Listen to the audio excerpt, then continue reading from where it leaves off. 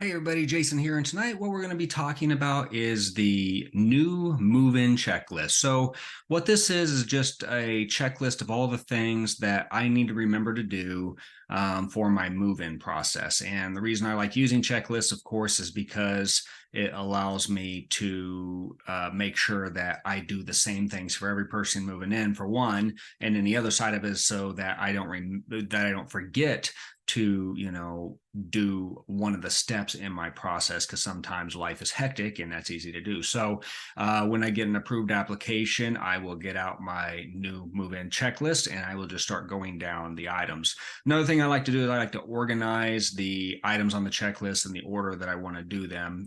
That way it's just I start at the top, work my way down, and when I get to the finish, I know everything's wrapped up, and I can file that file away and everything is complete. So a couple of the items that I put on my checklist is, one, I want to make sure that I've received the security deposit. Now, this probably is more important when you're dealing with multiple apartments or houses, things along those lines, because things can get a little hectic. But I still have it on mine, and again, it's just to make sure that that's not something, because I have had in the past, that kind of slipped through the cracks. And that's the last thing you want to do, is be chasing after the tenant who's already moved in, asking them for your security deposit. It's not a good place to be.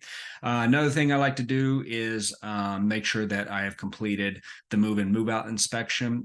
So I do that ahead of time, and I go in, I do the move in and move out inspection. Another thing on my list is I do the pictures for the move in move out, well, just move in inspection at the same time, and then I take those and I include those as part of my move in paperwork. I have the tenant sign off on them at the time of the lease paperwork, and then if they find anything extra on there, they don't agree with it, then we just amend it after the fact and move forward. But what that does, allows me to get a signature on the move-in inspection, so if they never return it, at least I have a documented signed documentation of the condition of the home at the time they moved in, which is extremely helpful. Other things I like to put on there are making sure that I pick up the lockbox and signs, making sure that I prepare the welcome packet, the welcome folder, which you know this is a personal preference, but I like to have just like a folder with the pockets in it, and then on one side I'll put all the copies of the lease paperwork and everything there, and then if I have any neighborhood information, or coupons, or whatever that packet consists of, or emergency instructions, what to do in a lockout, things along those lines, I'll put it in there as well. So I like those for the residents. It answers a lot of questions and saves me calls and some headaches later on in the lease process, because usually they keep that and reference that for later. Let's see here. I go on and prepare the lease paperwork if it's not done already. I make sure I have a working set of keys. I make sure that if I'm using a software, that I go on and get them set up in the software itself. That's on my checklist. Let's see, a couple other items here. I have a line item on there to mark off when I complete the move-in paperwork, and you would think, why would you forget that?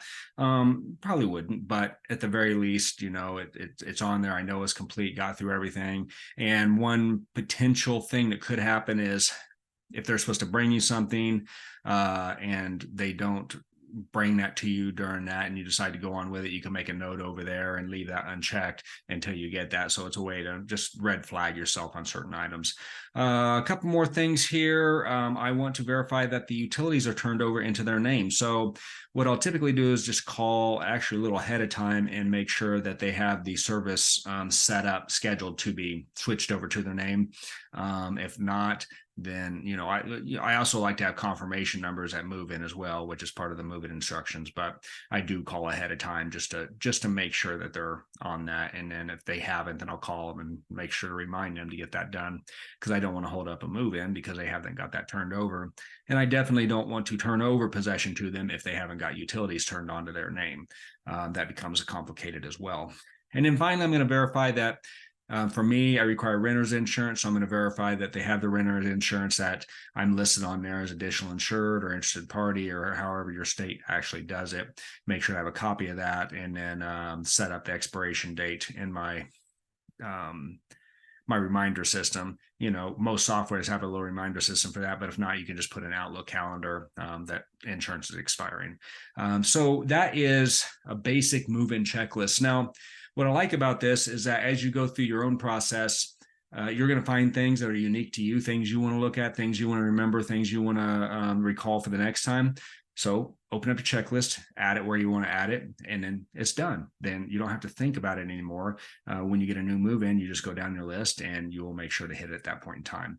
So if you're part of the $11 landlord program, we actually have a really good template, the new move-in checklist template that you can download, edit, and make your own. If not, that's fine too. It's just a checklist. Open up a Word doc, open up Excel, and you can make your own from there.